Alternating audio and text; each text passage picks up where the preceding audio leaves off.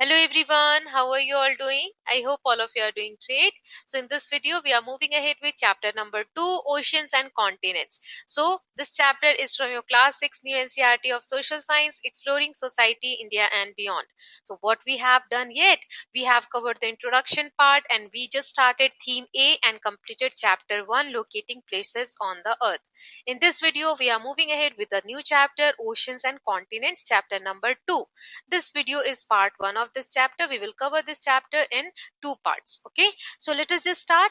Oceans and continents. Ocean मतलब कि समुद्र सागर और कॉन्टिनेंट्स मतलब कि महाद्वीप जिस पे हम रहते हैं, द्वीप लैंड वाला पोर्शन ग्लोब पे. ओके, सो इसमें आप स्टार्टिंग में देखेंगे कोटेशन दिया गया है. चलिए इस कोटेशन को हम अच्छे से पढ़ते हैं, जो कि जूल्स वर्न की किताब से लिया गया है, जो 1870 में लिखी गई है. The ocean is everything. समुद्र सब कुछ है. It covers 7/10 of the terrestrial globe. Terrestrial मतलब होता है जमीनी हिस्सा, ग्लोब का यानी अर्थ का जो जमीनी हिस्सा है उसके 10 में से 7 पार्ट तो ओशन ही कवर करता है. It's breath is pure and healthy. यहाँ पर जब हम सांस लेते हैं, इसका जो वातावरण है बहुत प्योर है, बहुत हेल्दी है. It is an immense desert where man is never lonely for he feels life stirring all around. ये एक ऐसा विशाल डेजर्ट जैसा जगह है जहां पर इंसान कभी अकेला फील नहीं करता. देखने में तो लगता है कि कुछ नहीं है, लेकिन उसके आसपास हर वक्त कोई ना कोई हलचल चलती रहती है. सभी जीव जंतु जो लाइफ है ओशन में, वो आपके आसपास कोई ना कोई हलचल क्रिएट करती रहेगी. The ocean is the vast reservoir of nature. प्रकृति का एक ये विशाल भंडार है. The globe begin with the ocean so to speak and who knows if it will not end with it. So globe की शुरुआत, अर्थ की शुरुआत ही पानी से हमें दिखती है, और कौन जानता है कि क्या पता इसका एंड इससे ही हो या ना हो. सो ये इतना विशाल है ओशन. कुछ लाइनें हमें बताती हैं.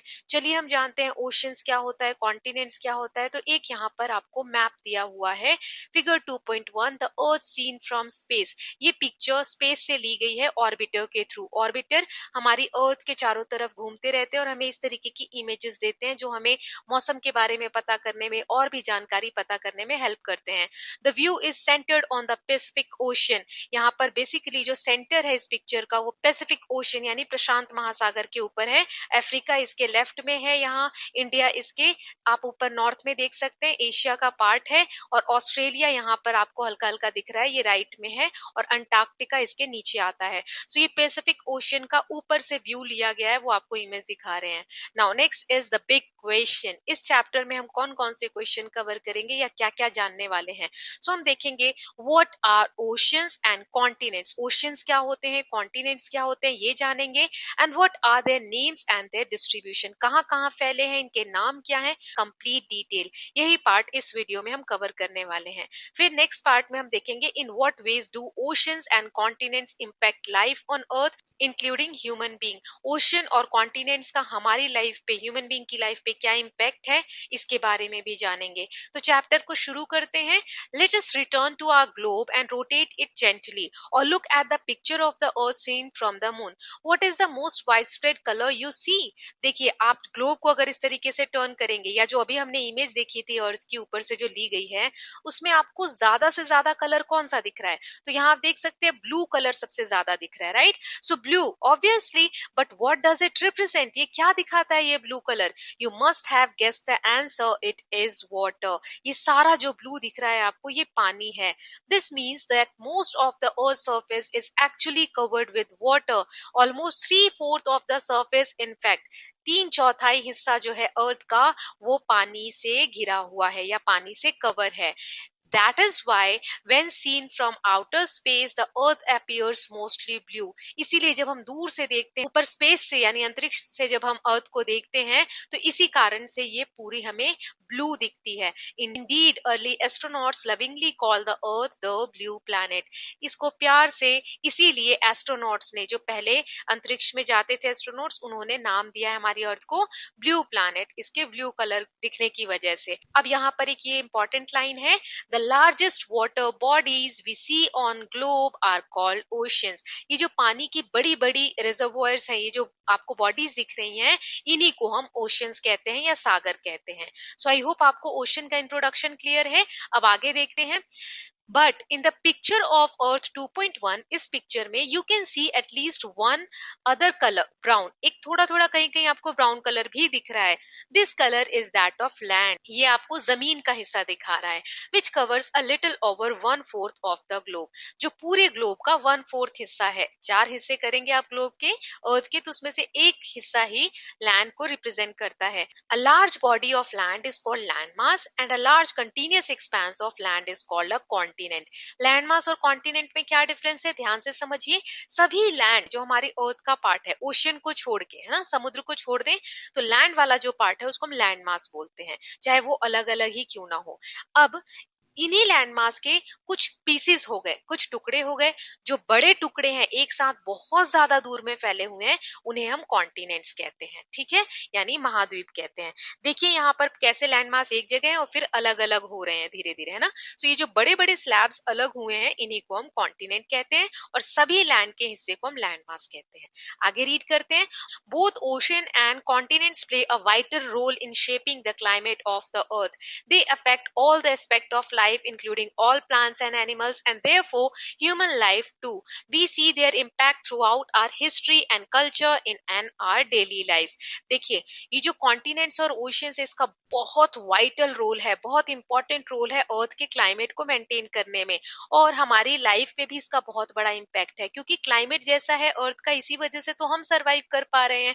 तो इसका क्या इंपॉर्टेंस है, कैसे ये हिस्ट्री कल्चर से रिलेटेड है, हमारी डेली लाइफ से कैसे रिलेटेड है ये ओशन और कॉन्टिनेंट, तो ये सब हम धीरे धीरे जानेंगे. नेक्स्ट है डोंट मिस आउट. यहाँ एक इन्फॉर्मेशन दी गई है जो एम्बलम से रिलेटेड है. इंडियन नेवी की एम्बलम होता है चिन्ह, इस तरीके का ये जो चिन्ह है ये इंडियन नेवी को रिप्रेजेंट करता है, और इसमें मोटो क्या लिखा है, शम नो वरुणा. इसका मतलब है be auspicious to us O Varuna. This is an invocation to Varuna, a Vedic deity associated with the oceans and sky and water in general. सो ये जो एक प्रार्थना की गई है शम नो वरुणा, विच मीन्स, इसका मतलब होता है be auspicious to us O Varuna. यहाँ पर वरुण जो देवता है, वैदिक काल से ये देवता माने जाते हैं. किसके, पानी के, आकाश के और ओशंस के, सागर के. सो यहाँ पर हमारी जो नेवी है ये प्रेयर कर रही है, आह्वान कर रही है वरुण देवता से कि इनके लिए ये शुभ हो. ठीक है, सो ये हमारा मोटो है. अब आगे देखते हैं, नेक्स्ट टॉपिक देखते हैं, distribution of water and land on Earth. Earth पे पानी और लैंड यानी जमीन कहाँ कहाँ कैसे कैसे है वो डिस्कस करेंगे. उससे पहले नदन और सदर्न हेमिस्फेयर क्या है वो एक बार समझ लेते हैं. हमने पिछले चैप्टर में ये पढ़ा था. सो यहाँ आप देख सकते हैं figure 2.2, maps of the earth as seen from above the north pole left and above the south pole right. So north pole और साउथ पोल के ऊपर से इमेज ली गई है. सो ये जो लाइंस आप देख रहे हैं लंबी लंबी, इन्हें हम लॉन्गिट्यूड्स कहते हैं, हमने पढ़ा था, नॉर्थ पोल से साउथ पोल को जो कनेक्ट करती है.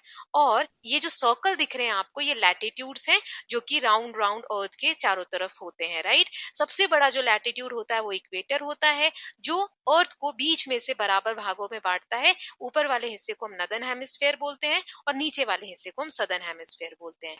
अब आगे पढ़ते हैं. As it happens oceans and continents are not distributed equally between the northern and southern hemisphere. ये जो नदर्न हेमिस्फेयर और सदर्न हेमिस्फेयर है, इसमें पानी और लैंड बराबर बराबर मात्रा में नहीं बटी हुई है. जैसा आप नदर्न हेमिस्फेयर में देख सकते हैं, ये ब्लू वाला पोर्शन क्या है, ओशन है, और ये ब्राउन वाला क्या है, कॉन्टिनेंट है. कॉन्टिनेंट की मात्रा आप सदर्न हेमिस्फेयर में देखिए कम है और ओशियन ज्यादा है ना. और नदर्न हेमिस्फेयर में ओशियन कम है और कॉन्टिनेंट ज्यादा है ना, as compare to southern hemisphere. So यहाँ दिया है, let us examine the two maps in figure 2.2. Here too the blue areas consist of oceans along with their small extensions which have various names, sea, bay, gulf, etc. So यहाँ इस image में यही दिया गया है कि कहाँ ocean है और कहाँ पर लैंड है. सो ओशन जो है इसके साथ छोटी छोटी वाटर बॉडीज और मिली होती हैं. एक तो समुद्र है ही, ओशन के बारे में हम पढ़ ही रहे हैं, लेकिन जो छोटी वाटर बॉडीज हैं उनको हम क्या कहते हैं, जैसे सी, बे और गल्फ. इनकी जो डेफिनेशन है, these are in the glossary at the end of this textbook. आपके बुक के लास्ट में इनके मीनिंग्स दिए गए हैं. एक बार हम उन मीनिंग्स को इन तीनों के डिफाइन कर लेते हैं, फिर आगे रीड करेंगे. सो पहला है गल्फ। गल्फ क्या होता है, इस तरीके से थोड़ा सा एरिया आपको दिख रहा है जहां से समुद्र का पानी अंदर जा रहा है, तो ये गल्फ क्रिएट करता है। So gulf a part of sea nearly surrounded with land, पूरा लैंड से सराउंडेड है, लेकिन ये जो पानी है ये किसका पार्ट है, सी का ही पार्ट है, ठीक है, तो इसे हम गल्फ कहते हैं। बे में ये जो सर्कल इतना क्लोज था गल्फ में, ये अब थोड़ा चौड़ा हो जाता है, तो समुद्र का पानी जाने के लिए यहाँ पर आप देख सकते हैं ब्रॉड इनलेट होता है, तो इसीलिए इसको बे कहते हैं। बे a broad inlet of sea where the land curves inward, land ऐसे कर्व शेप बना रही है और समुद्र का पानी अंदर जा रहा है, तो इसे हम बे बोलते हैं। सी क्या होता है, a large body of salty water that is smaller than an ocean and partly और completely surrounded by land. Sea ocean से छोटी वाटर बॉडी है इसमें भी खारा पानी ओशन की तरह ही, लेकिन उससे ये छोटा होता है। और एक और खासियत है इसकी कि ये पार्टली यानी इसका कुछ पार्ट या कंप्लीटली पूरी तरीके से सराउंडेड होता है लैंड से, इसके आसपास आप लैंड देखेंगे, जमीन वाला हिस्सा देखेंगे। सो ये हमने डिफाइन कर लिए तीनों टर्म्स। अब कह रहा है लेट्स एक्सप्लोर, कुछ क्वेश्चंस है एक एक करके देखते हैं। पहला है what are the circular lines in the map called, and do you know what lines radiating out of the two poles are called? Hint, you studied them in the previous chapter but here they are represented differently. आपको इन lines के बारे में बताना है, मैं already बता चुकी हूँ और पिछले चैप्टर में हमने पढ़ा भी है। ये जो सर्कुलर लाइंस है आप पोल के अराउंड देख पा रहे हैं, इन्हें हम लैटिट्यूड्स कहते हैं। और ये जो स्ट्रेट लाइंस जा रही हैं आप ये देख सकते हैं, हाफ सर्कल होते हैं जो नॉर्थ पोल से साउथ पोल तक जाती हैं, है ना, दोनों पोल्स को टच करती हैं, सो इन्हें हम लॉन्गिट्यूड्स कहते हैं। तो ये सब हम पढ़ चुके हैं, आप चाहे तो पिछली वीडियोस में एक बार रिवाइज कर सकते हैं। नेक्स्ट है विच हेमिस्फेयर होल्ड्स मोर वाटर, किस हेमिस्फेयर में, सदर्न में या नदन में ज्यादा पानी है, तो ये तो हमें देख के ही पता चल रहा है, नदन में देखिए ये कॉन्टिनेंट है, ये ओशन है, और सदर्न में ये ओशन है, ये कॉन्टिनेंट है। सो सदर्न हेमिस्फेयर में हमें पानी की मात्रा ज्यादा दिख रही है ना, तो आंसर हो जाएगा सदर्न हेमिस्फेयर। नेक्स्ट है what do you think could be approximate proportion of water to land in northern hemisphere and in the southern hemisphere, discuss in group.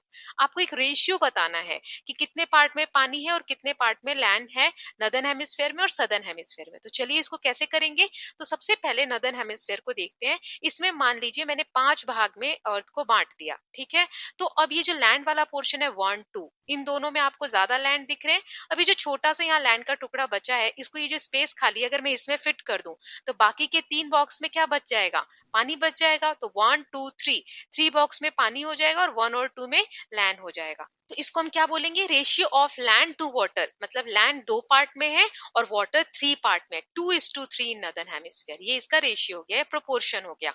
अब सदर्न हेमिस्फीयर में मान लीजिए मैंने इसको 4 भाग में बांटा, तो जितने भी छोटे छोटे लैंड दिख रहे हैं आपको, कॉन्टिनेंट के पार्ट्स हैं, ये एक में ही फिट हो जाएंगे, ये रेड कलर से मैंने दिखाया। बाकी के 3 में क्या रहेगा, पानी। तो इसका क्या रेशियो हो जाएगा land to water in southern hemisphere, 1:3, मतलब 1 भाग में वाटर है और 3 भाग में इसके पानी है। सो आई होप आपको ये अप्रोक्सीमेट बताना था, हमें एग्जैक्ट नहीं है, ये अंदाजा लगाना था, तो हमने अंदाजे से बता दिया कि क्या रेशियो है पानी का लैंड के साथ।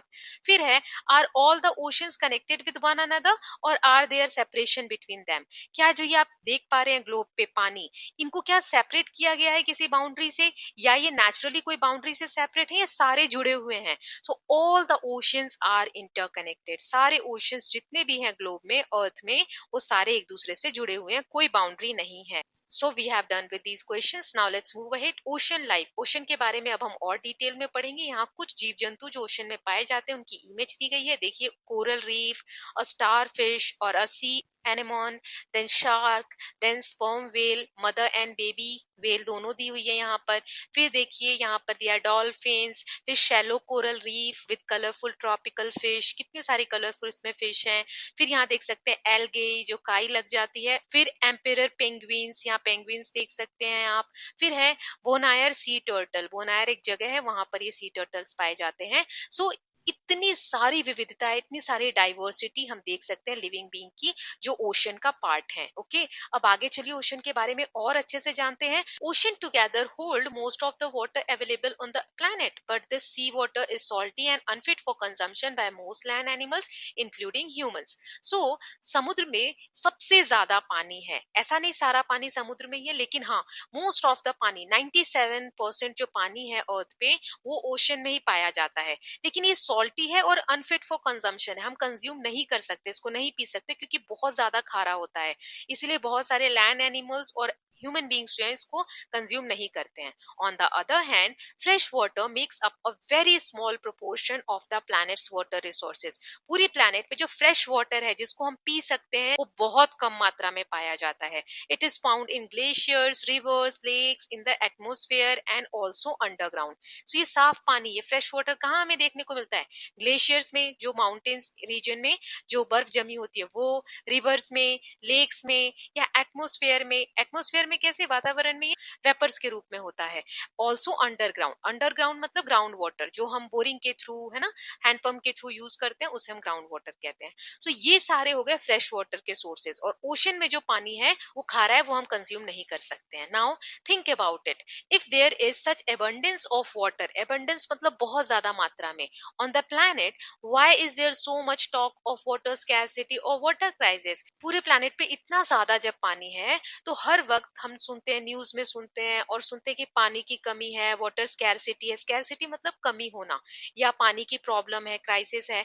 तो ऐसा क्यों बोलते हैं? So the shortage of water is because of the following reason. इसके कुछ रीजन है, कारण है. देखिए, around 97.4% of total water is present in oceans and seas. So 97% जो वाटर है अर्थ पे वो कहाँ है? ओशन में पाया जाता है और सी में पाया जाता है. This water can not be directly used because of the presence of high concentration of salt. ये पानी इतना खारा होता है कि इसको डायरेक्टली तो हम यूज कर ही नहीं सकते हैं. Moreover, some proportion of fresh water is present in glaciers and ice. कुछ पोर्शन जो है पानी का वो ग्लेशियर में है, मतलब बर्फ के रूप में जमा हुआ है. सो पीने का पानी जो बचता है वो फ्रेश वाटर, लेक्स या जो पोन्स हैं इनमें ही मिलता है. इसीलिए हम बोलते हैं वाटर की स्कैरसिटी है. समुद्र का पानी बहुत होते हुए भी हमारे लिए कम है. नेक्स्ट है, what ways of saving water are you aware of? Which one you have seen practiced at home, at your school and in your village, town or city? कौन सा तरीका आपको पता है जिससे कि आप पानी को सेव कर सकते हैं या आपके घरों में, स्कूलों में किया जाता हो? So there are several ways to conserve water. हम बहुत तरीके से पानी को सेव कर सकते हैं. Do not run more water than necessary while washing and cleaning clothes, utensils etc. जब आप कपड़े धो रहे हैं, बर्तन धो रहे हैं, कुल्ला कर रहे हैं, फेस वॉश कर रहे हैं, तो हमें अननेसेसरी पानी फ्लो नहीं करना चाहिए. जब जरूरत हो तभी टैप को ओपन करना चाहिए. और rain water harvesting is one of the best method used for conserving water. Rain water harvesting मतलब जो बारिश का पानी होता है उसको स्टोर करके भी हम पानी को सेव कर सकते हैं. So I have seen rain water harvesting at my home और स्कूल या गांव या सिटी में. सो आपने कौन सा तरीका देखा है? मैंने रेन वाटर हार्वेस्टिंग देखा है अपने घर के आसपास, तो मैंने वो एग्जांपल दिया है. किस तरीके से आपके यहाँ पर पानी सेव होता है वो आप यहाँ बता सकते हैं. अब आगे देखते हैं. चलिए, नेक्स्ट पेज पे हमें एक वर्ल्ड मैप दिया है showing the 5 oceans and their conventional boundaries and the continents. यहाँ पे ओशन, कॉन्टिनेंट्स और उनकी बाउंड्रीज दी गई है.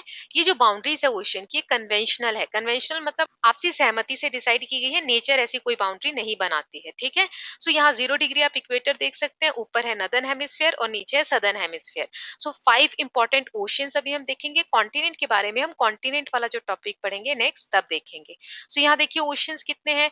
पैसिफिक ओशन ये दोनों तरफ देख पा रहे हैं, मतलब अर्थ ऐसे गोल है तो हम सिर्फ फ्रंट पार्ट देख रहे हैं इसलिए दोनों तरफ आपको दिख रहा है. ये पीछे मर्ज हो जाते हैं. फिर है एटलांटिक ओशन, फिर इंडियन ओशन, फिर आर्कटिक ओशन और नीचे है अंटार्कटिक या फिर इसको हम सदर्न ओशन भी कहते हैं. ठीक है. और ये इनकी बाउंड्रीज हैं जो आप देख पा रहे हैं. तो ये कन्वेंशनल बाउंड्रीज हैं. चलिए अब ओशन के बारे में और अच्छे से रीड कर लेते हैं. So on the world map in figure 2.3 on page 32 we can observe 5 ocean. हमने 5 ओशंस देखे अभी मैप में. Pacific, Atlantic, Indian, Arctic, southern या फिर अंटार्कटिक. ठीक है. Although we have listed 5 oceans, it is clear from the map that they are not really separate. हमने 5 oceans देखे लेकिन ये really separate नहीं है. हमने इसको एक conventional boundaries बना दिए कि यहाँ से यहाँ तक ये ocean है. ऐसा कोई separation इनके बीच में नहीं है. The lines that divide them on the map are no more than convention. ये सिर्फ सहमति से ये lines draw की गई हैं.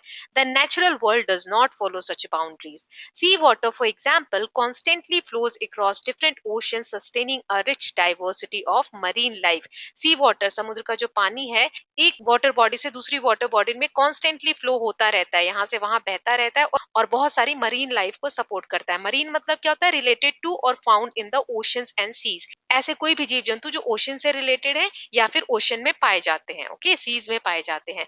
Many plants and animal species can be found across multiple oceans. बहुत सारी डाइवर्सिटी के प्लांट्स और एनिमल्स हम देख सकते हैं. The marine marine flora includes tiny plants called algae and all kinds of seaweeds. The marine fauna consists of thousands of species of colorful fish, dolphins, whales and countless mysterious deep sea creatures.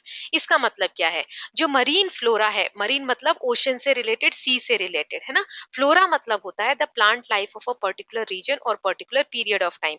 किसी particular region में, किसी particular period of time में, मतलब किसी एक particular समय की हम बात करें, तो जो भी प्लांट्स हैं वहां पर, है ना, फूल हैं, पौधे हैं, पेड़ हैं, तो ये सारे कंसिस्ट करते हैं फ्लोरा। फौना क्या होता है? The animal life of a particular region और पर्टिकुलर पीरियड ऑफ टाइम। किसी पर्टिकुलर रीजन में एक स्पेसिफिक टाइम पे हम किसी एनिमल्स की बात कर रहे हैं जो वहां पाए जाते हैं, तो उनको हम फौना बोलते हैं। सो मरीन जो फ्लोरा है उसमें सी वीड्स आते हैं, एल्गे आ जाती है, आगे हम देखेंगे, आपको मैंने इमेज में दिखाया भी था। और मरीन फौना में यानी कौन से जानवर हम देख सकते हैं? फिश है, डॉल्फिन है, वेल्स है और countless mysterious deep sea creatures हैं। हम गिन भी नहीं सकते, अनगिनत यहाँ पर मिस्टीरियस रहस्यमयी बहुत सारे क्रिएचर्स देखने को मिलते हैं। क्रिएचर्स यानी प्राणी देखने को मिलते हैं। Now each part of ocean from the sunlit surface to dark depth has its own diverse life form. Sunlit मतलब ओशन का वो पार्ट जहां तक सन की रोशनी जा रही है, और डार्क डेप्थ मतलब बहुत गहराई में जहां सूरज की रोशनी नहीं जा रही है। तो कोई भी जगह ओशन में है, चाहे वो रोशनी वाला एरिया है या फिर डार्क अंधेरे वाला एरिया है, हर जगह पर डाइवर्सिटी है लाइफ फॉर्म की। अलग अलग प्रकार के प्राणी क्रिएचर्स देखे जा सकते हैं। Okay, now next is let's explore, locate the five oceans and in the table below mark the hemisphere or the hemispheres they belong to।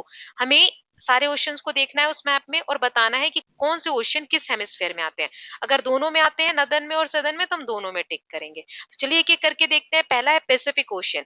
ये देखिए नदन में भी आ रहा है और सदन में भी आ रहा है ना। इक्वेटर मैंने यहाँ ड्रॉ कर दिया है, तो ये डिवाइड कर रहा है हमारे अर्थ को दो पार्ट्स में। तो देख सकते हैं दोनों में है, तो दोनों में टिक करेंगे।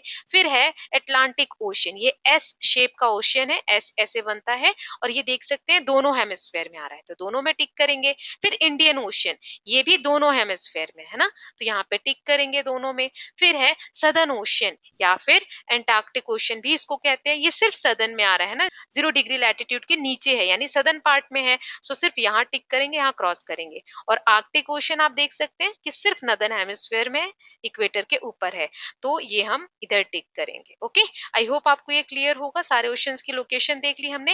It is visible on the map that Pacific ocean is the largest of all.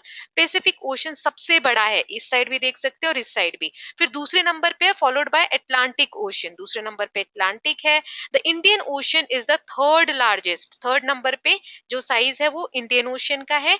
While the Southern Ocean is the fourth, Southern Ocean ये जो अंटार्कटिक ओशन ये फोर्थ नंबर पे आता है। और सबसे छोटा smallest one is Arctic Ocean, सबसे छोटा आर्कटिक ओशन है।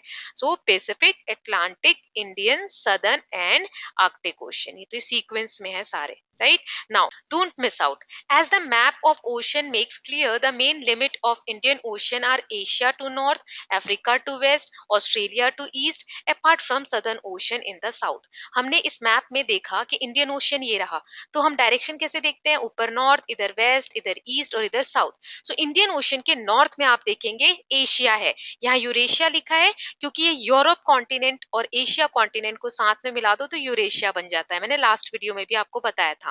सो ये पूरा इधर का पार्ट जो है वो एशिया है। तो इंडियन ओशन के नॉर्थ में क्या है? एशिया। इधर वेस्ट साइड में क्या है? अफ्रीकन कॉन्टिनेंट है। फिर ईस्ट साइड में क्या है? इधर ऑस्ट्रेलिया है। और साउथ में आप देख सकते हैं कि सदर्न ओशन है। सो ये इंडियन ओशन के बारे में हमने जाना। नाउ अब यहाँ एक इमेज दी गई है, यहाँ देख सकते हैं this map of India is same as figure 1.6 but with the addition of Arabian sea and bay of Bengal. Also marked are India's two major groups of island, see subsection of islands further below.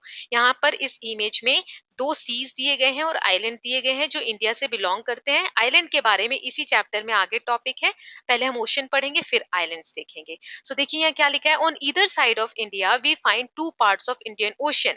Indian ocean जो अभी हमने देखा पिछली slide में, वो जब आप India के पास आएंगे तो इंडिया क्योंकि नीचे से ट्राइंगुलर है, तो वो ओशन को दो पार्ट्स में से डिवाइड कर देता है। एक तरफ आ जाता है अरेबियन सी वेस्ट साइड में, और बे ऑफ बंगाल आ जाता है ईस्ट साइड में।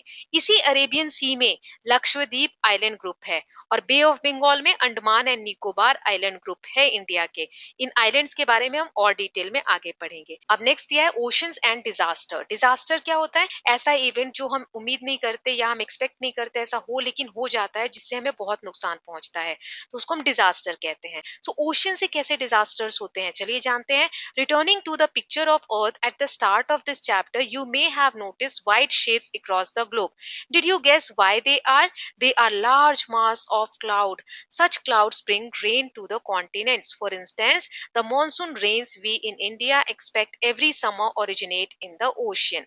देखो ये जो मैप हमने देखा था, इसमें व्हाइट व्हाइट दिख रहा है आपको साइड में, ये सब क्लाउड्स हैं, बादल हैं, जो कि रेन लाते हैं। बारिश इनकी वजह से ही होती है कॉन्टिनेंट्स पे। फॉर एग्जाम्पल मॉनसून रेन जो इंडिया में होती है, हर साल मॉनसून सीजन आता है, वो कहाँ से ओरिजिनेट होता है? ओशियन से ही ओरिजिनेट होता है। ओशियन में, समुद्र में ये हवाएं ओरिजिनेट होती हैं, फिर मॉनसून विंड हमारे कंट्री में आती है और वो रेन करती है। ये सब आप आगे की क्लासेस में पढ़ेंगे। अभी के लिए हम ये जानते हैं कि ये जो क्लाउड्स हैं ये रेन लेकर आते हैं कॉन्टिनेंट्स में।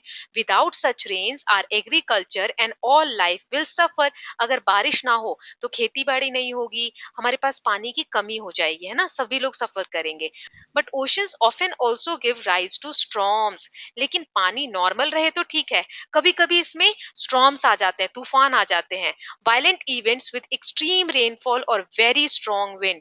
बहुत ज्यादा वायलेंट इवेंट्स हो जाते हैं, जैसे कि बहुत ज्यादा बारिश होने लग गई, या स्ट्रॉन्ग विंड्स होती हैं, उसको हम साइक्लोन्स बोलते हैं। Which can cause widespread damage to coastal regions of the world. जिनकी वजह से जो कोस्टल रीजन है, कोस्टल मतलब समुद्र के किनारे के जो एरिया है, वहां पर बहुत नुकसान पहुंचता है, जैसे मैं आपको आगे दिखाती हूँ। A tsunami is another natural disaster that originate in the ocean. It is a huge and powerful wave generally caused by a strong earthquake or a volcanic eruption at the bottom of the ocean. जब कभी ocean की सतह पर volcano eruption होता है। Volcanoes क्या होते हैं कि अर्थ के नीचे से गर्म मैग्मा बाहर निकलता है लावा के रूप में, जिसकी वजह से, या फिर अर्थक्वेक, सडनली अर्थ शेक करने लग जाए। सो उस मूवमेंट की वजह से जो पानी की लहरें हैं ओशन में, वो बहुत ऊंची उठने लगती है। देखिए यहाँ पर आप। सो जो कोस्टल एरिया है, जो समुद्र के किनारे का एरिया है, उनको बहुत नुकसान होता है इतनी ऊंची ऊंची लहरों से। तो इसी को हम क्या बोलते हैं? सुनामी बोलते हैं। Tsunamis can travel thousands of kilometres and submerge coastal area causing wide spread damage. ये बहुत दूर दूर तक जा सकती हैं और जो आसपास का एरिया है उसको डैमेज कर सकती है। आगे है डोंट मिस आउट। कुछ इन्फॉर्मेशन दी गई है, रीड करते हैं। On 26 December 2004, India and another 13 countries around Indian Ocean were struck by a powerful tsunami caused by an earthquake in Indonesia. More than 2 lakh people lost their lives in India, Andaman Nicobar Island, and also the subsection island further below, and the coast of Tamil Nadu and Kerala were severely affected and suffered much damage and loss of life. ये देखिए map में, यहाँ Indonesia है, ये जो red dot है यहाँ पर 26 December 2004 को एक अर्थक्वेक आया, जो आप देख सकते हैं इस तरीके से उसकी वेव्स फैली, और अर्थक्वेक के इम्पैक्ट की वजह से इस पूरे एरिया में सुनामी आई, जिसमें इंडिया और इंडियन ओशन के अराउंड जो 13 कंट्रीज हैं, सब में इसकी वजह से बहुत लॉस एंड डैमेज हुए। सो इस तरीके से आप देख सकते हैं ये रेड जो मार्क्स है ये दिखा रहे हैं कि कहाँ कहाँ तक सुनामी आई थी। अब इंडिया में इसका कहाँ कहाँ लॉस हुआ था देखते हैं। सो तमिलनाडु ये ब्लू कलर में, और केरला यहाँ पर आप देख पा रहे हो, और अंडमान निकोबार। सो यहाँ पर कोस्टल एरियाज में बहुत ज्यादा लॉस हुआ था जिसकी वजह से। आगे दिया है, such tsunamis are rare but very destructive. Luckily, they can often be detected before they hit a coast. Many countries collaborate in such early warning system. This is in particular an Indian Ocean tsunami warning system to which many countries, including India, contribute. This helps to take measures to protect lives and property. देखिए ये tsunamis बहुत destructive होती हैं, कभी कभी आती हैं लेकिन इनसे बहुत लॉस होता है। लकली हमारे पास ऐसे आजकल सिस्टम आ गए हैं जिन्हें हम कहते हैं EWS, अर्ली वार्निंग सिस्टम, जो कि हमें इनकी इन्फॉर्मेशन पहले ही दे देते हैं और हम प्रिपेयर हो जाते हैं। ऐसे ही इंडिया का एक पर्टिकुलर है Indian ocean tsunami warning system, IOTWS, जो हमें इंडियन ओशन में अगर कोई सुनामी आने वाली है तो उसकी इन्फॉर्मेशन दे देता है, जो हेल्प करता है कि लाइफ और प्रॉपर्टी का डैमेज ना हो और इससे हम बच सकें।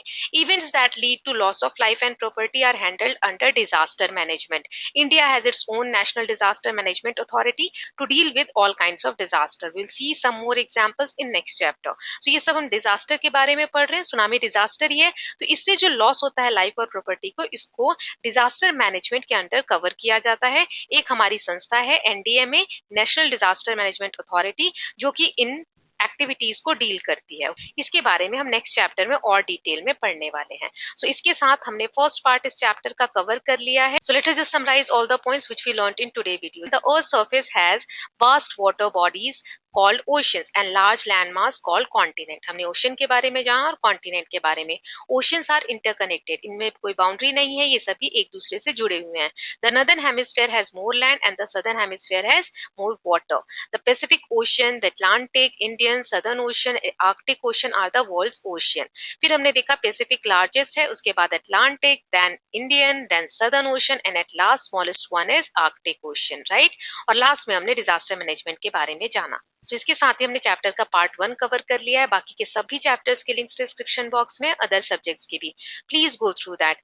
I hope you like this video. If you do so, please like and share it, and don't forget to subscribe Kalyan TV channel for more such videos. Thank you so much.